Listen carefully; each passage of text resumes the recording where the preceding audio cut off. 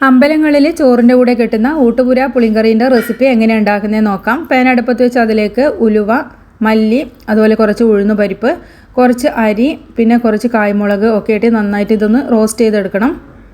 കുറച്ച് കറിവേപ്പില, അതുപോലെ ഒരു നുള്ളി ജീരകം, അതായത് നല്ല ജീരകമാണ് ചേർക്കുന്നത്. ഇതൊക്കെ ചേർത്തിട്ട് നല്ലപോലെ ഇതൊന്ന് റോസ്റ്റ് ചെയ്തെടുക്കണം. ഒരു കഷ്ണം വെള്ളരിക്ക, ഒരു 3-4 പച്ചമുളകും ചേർത്തിട്ട് ആവശ്യത്തിനുള്ള വെള്ളം, ഉപ്പ്, മഞ്ഞൾപ്പൊടി, മുളക് പൊടിയൊക്കെ ചേർത്തിട്ട് ഇതൊന്ന് വേവിച്ചെടുക്കാം. റോസ്റ്റ് ചെയ്ത സാധനങ്ങൾ തണിഞ്ഞാൽ ഇതുപോലെ നല്ല നൈസായിട്ടൊന്ന് പൊടിച്ചെടുക്കണം. അപ്പോൾ നമ്മളിതൊന്ന് വേവിച്ചെടുക്കുന്നുണ്ട്. ഇതിൻ്റെ കൂടെ വേണമെങ്കിൽ മത്തൻ ചേർക്കാം, അപ്പോൾ നല്ലൊരു മധുരം ഉണ്ടാകും. ഇനി ഇതിലേക്ക് വെന്ത് വരുന്ന സമയത്ത് ആവശ്യത്തിനുള്ള പുളിവെള്ളം ചേർത്ത് കൊടുക്കാം. അതുപോലെ പച്ചത്തേങ്ങ നമുക്ക് കുറച്ച് വെള്ളം ചേർത്ത് അരച്ചെടുക്കണം. നമ്മളെ പൊടി ഇതുപോലെ ഒന്ന് കലക്കി എടുത്തിട്ട് ഇതിലേക്ക് നമുക്ക് ചേർത്ത് കൊടുക്കുകയും ചെയ്യാം.